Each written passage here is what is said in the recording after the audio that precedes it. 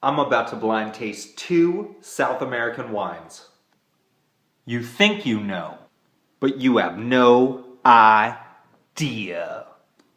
On the next episode of Stay Rad Wine Blog TV.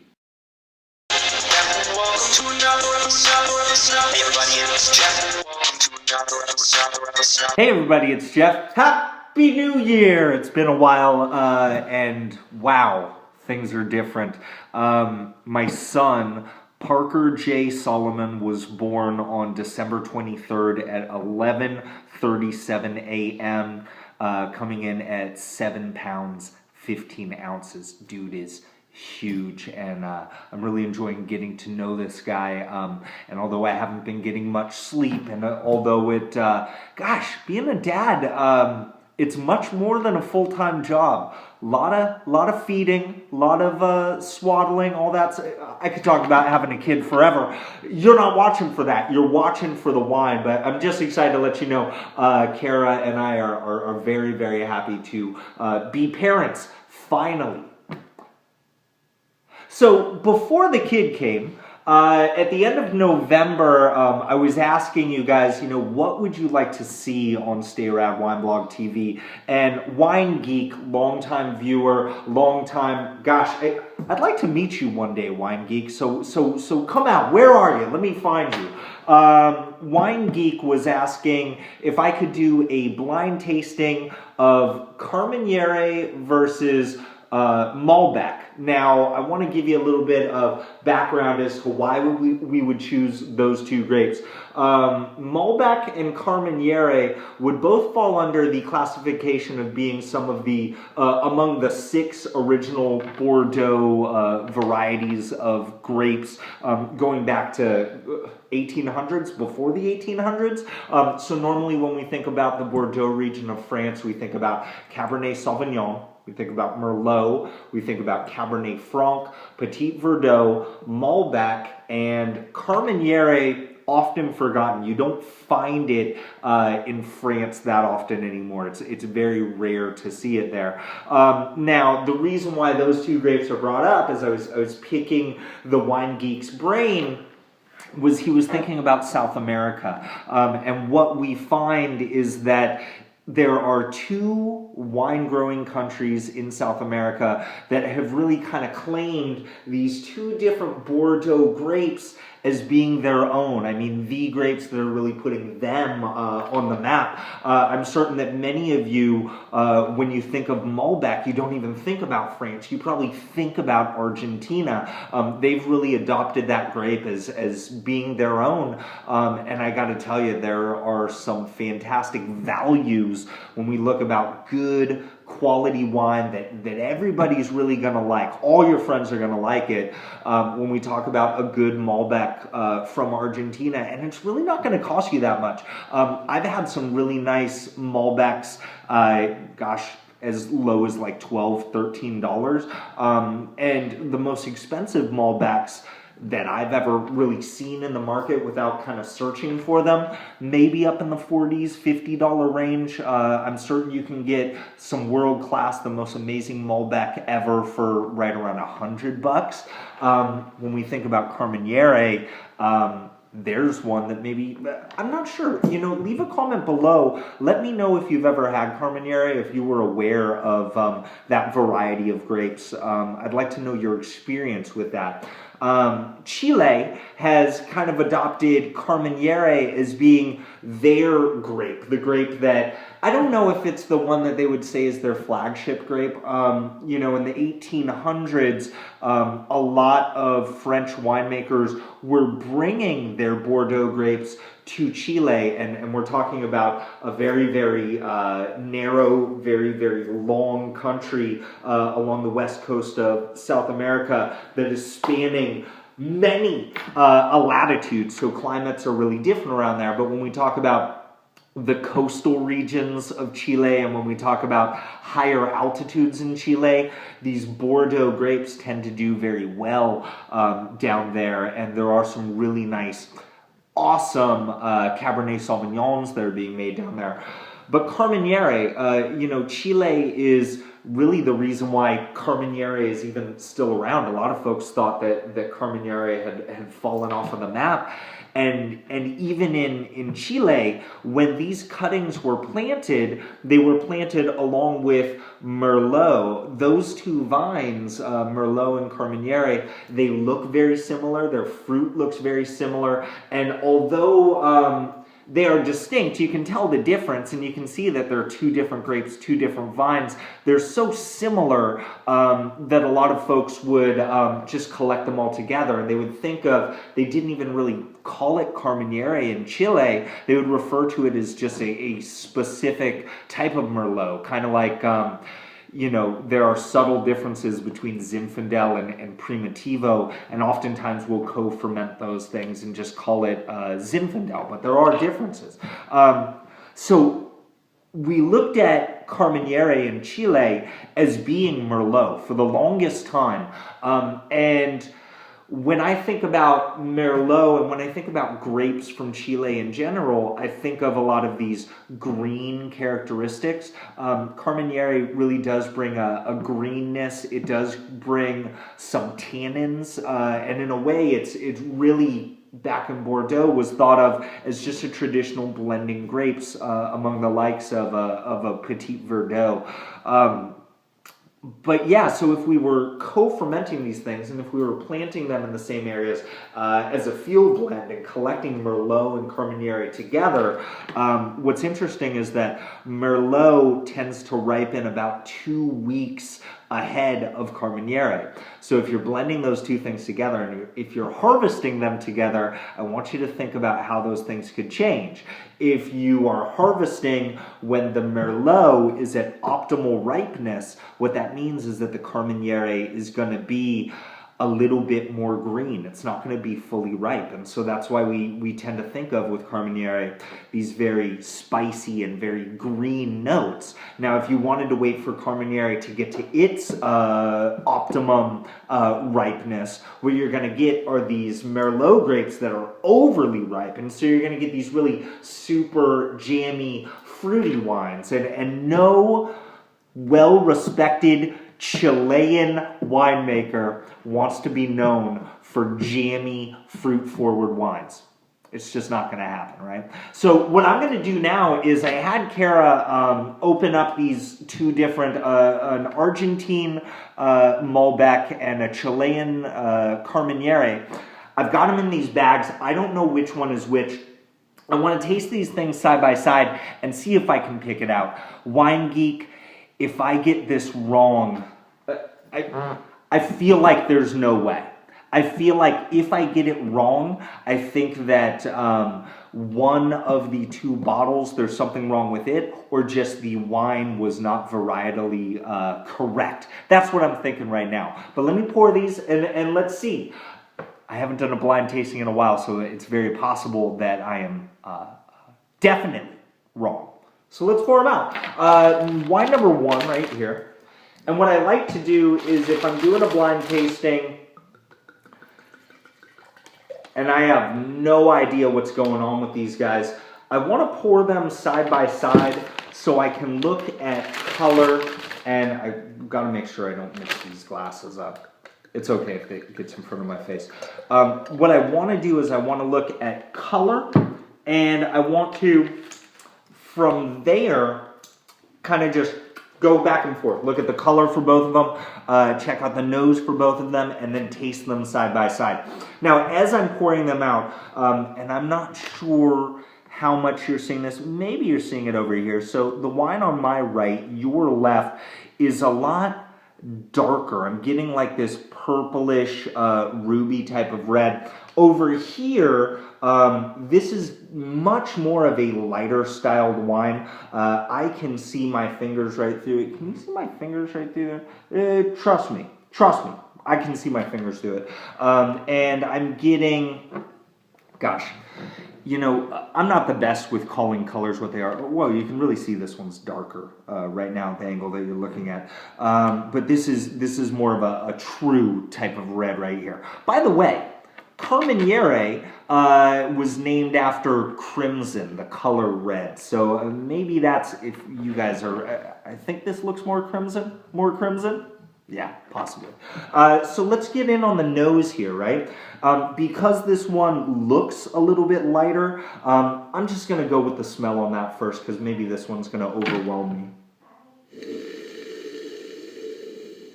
Now on the nose, I'm getting some peppery type of notes. I'm getting some green bell pepper. Wine Geek. I'm getting green bell pepper. I am getting wow, little bit of like a black olive on the nose, and normally when I think about olives, I think about Merlot. I'm getting a little bit of like strawberry fruit in the background, and then also, you know, one thing that I noticed quite a bit, you know, Chilean wines to me, what often sticks out is their greenness and then also their use of oak. Like honestly, when I smell Chilean wines, there's a spiciness and a sweetness that reminds me of American oak, right? So that's what I'm thinking as I get into this nose. Now with this darker one right here, and by the way, cherries on number 1 as well. So with wine number 2, the darker one, on the nose, much more darker, fruit-forward type of wine. I'm getting some vanilla and spice. And here's another thing. When I think about Argentine Malbecs, I think of, with the oak, it's a lot more of a vanilla type of character. So think about maybe French oak over here. And I really want to read the back of these labels because, you know, sometimes when it comes to the use of oak, I'm totally off on that. I have been fooled before into talking a lot about oak, and then I find out that it was stainless steel fermented and aged. So we'll see, right? Those vanilla type of characters, a little bit of like a cocoa powder. Jeremy, Rhea, you're gonna like this. Little chalky, little chalky. And just a little bit of a hint of almost like a jalapeno. Just a little bit, not the spice of a jalapeno, but the sweetness of a jalapeno. Nice, but darker plum and cassis fruit flavors, fruit aromas as well. So let's check out the palate.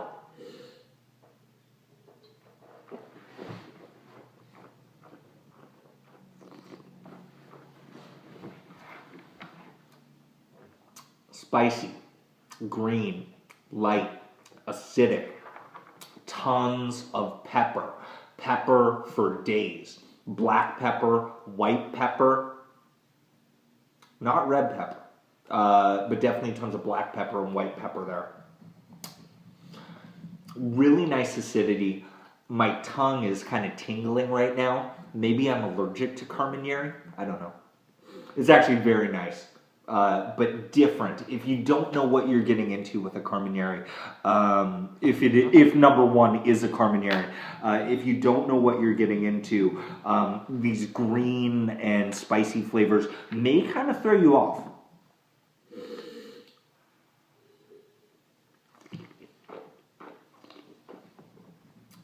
A little bit of strawberry, a little bit of tomato. Tannins are light and yet aggressive and yet astringent. I can see why Carmenere, if this is Carmenere, originated as being just a pure blending variety, sorry, one wine dude, variety. I can also see how it would really work well in a field blend with Merlot.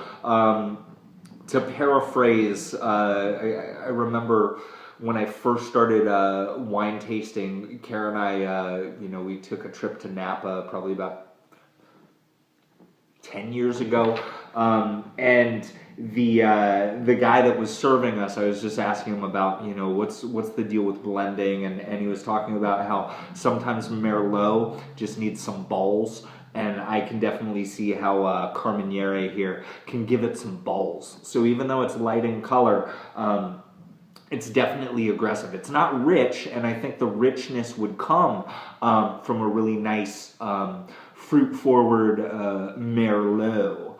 Now, let's look at this Malbec here.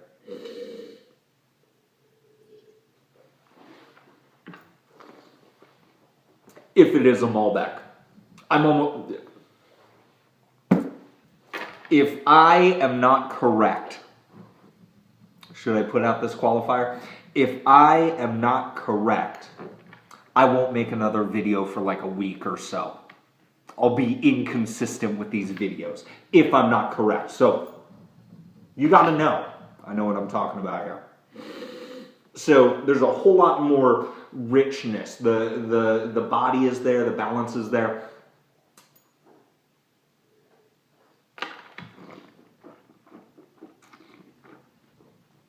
When I think about, you know, the Argentine Malbecs that I'm really into, they bring this velvety type of quality. The tannins are not super soft and powdery, so even though I got that chalkiness on the nose, on the palate they're a bit more aggressive, but it's very, and I hate using that term, but it's very smooth, and I think a lot of it has to do with what I'm assuming is French oak giving that vanilla characteristic. So think about that vanilla. Think about these luscious dark plums and cassis fruits and cherry, and dare I say it, like a little bit of that like root beer, cola, sassafras type of flavor as well.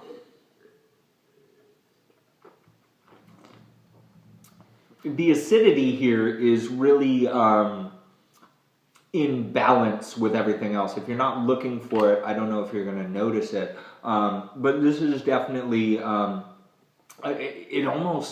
a Malbec that drinks like what some folks envision a good Cabernet to be. And this is definitely a good Malbec, if it is a Malbec. And this is definitely a good Carmenere, if it is a Carmenere. I mean, both of these, to me, are both regionally and varietally very much correct, very much on point. And if I'm wrong, then they're totally not varietally correct or regionally correct. Or just, they're not coming correct. I don't know. So, gosh, score-wise, let me go back and revisit these. And I'm kind of glad that I went with this lighter one in color first before I got that. Because when you drink a wine that, this is definitely a bigger, more fruit-forward, fruit balm type of wine over here. When you visit some of those, when you go back to taste another wine that's a little bit more of a lighter style, they're gonna taste different. I remember doing an episode with my dad where we were tasting several wines together, and he was talking about, Dave's always trying to text me. He was talking about how, you know, the first wine tastes different now. Because if you go back and forth, you are going to notice that one wine will influence the other one. Just like food also has an influence there. So going back and just checking the score here. You know what's going on the nose for this Carmenere too, and this might turn some of you off. Gosh, if you're like a hardcore Vaniac, think back to those Wine Library TV days, and sometimes he would talk about, you know, action figures. Think about Skunkcore, right? The He-Man action figure that kind of smelled like a skunk. Not overpowering like a skunk, but had essence of skunk in it. This smells like the Skunkcore action figure, just a little bit.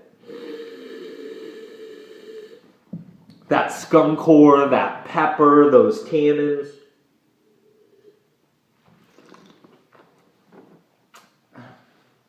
That nice, almost herbal quality. I mean, there's a little bit of that sweet tobacco in there. Those strawberry fruits are definitely in the background. The fruits that are more showing are those green peppers and a little bit of that tomato there. This is nice. I'm gonna throw down an 89 on this Carmenere right here. 89, if this is a Carmenere. Again, number one, if it is a Carmenere. And looking at number two, you know, revisiting it, there's almost like a butteriness on the nose. Makes you think of like maybe some atypical food and wine pairings. Like maybe this would, maybe this would go well with like an Indian butter chicken, like something like that. I think that would be all right here. So let's check out number two, which I believe is a Carmenere. A Merlot. And just that richness, that velvety smooth characteristic. This is definitely a crowd pleaser over here. 89 for number one, and I'm gonna say 89 plus for number two. It's not blowing me away. It's not something that I'm saying this is the, if it is a Malbec, this is the Argentine Malbec that you have to go out and get. But it's very, very nice. So with this Carmenere, although I bought these, I totally forget, you know, I bought these a month ago. I don't remember the names of the producers. I don't remember the year that they're from. With this Carmenere, it almost speaks to having a little bit more age. Then again, I don't know how long we typically age Carmeneres in the bottle, if this is a Carmenere. I'm going to call this a Chilean Carmenere. I'm going to say 2011 Chilean Carmenere. For number two, and I'm giving that 89 points. For number two, I'm going to call this a...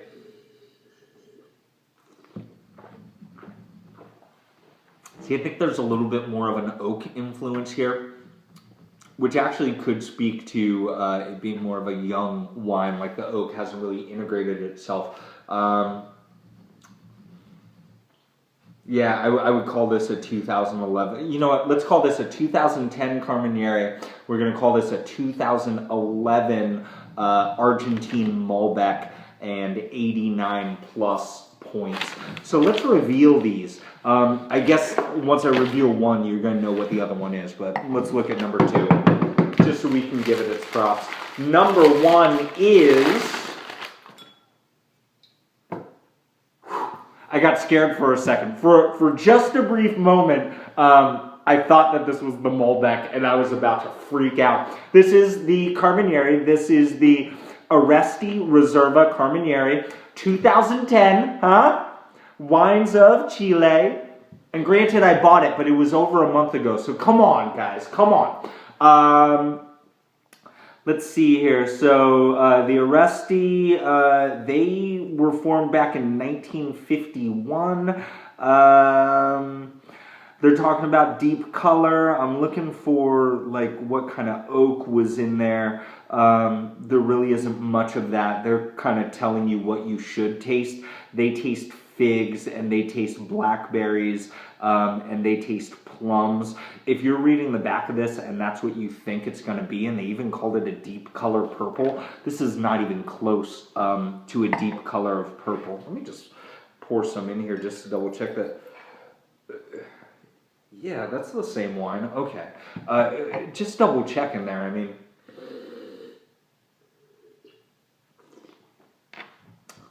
that would have been weird if I mixed it up.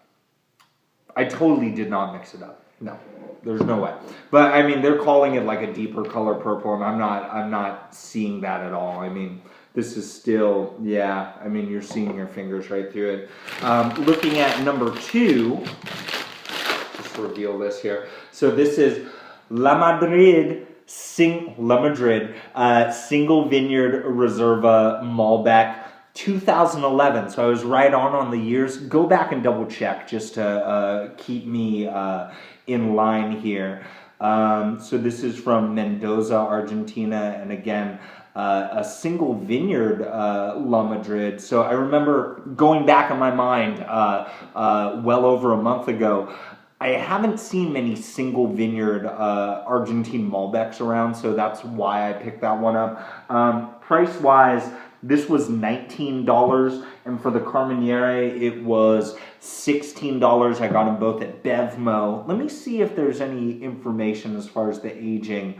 900 feet of altitude. I'm sorry, 900 meters above sea level. So meters to I'm not even going to try to figure that out. Let's see here.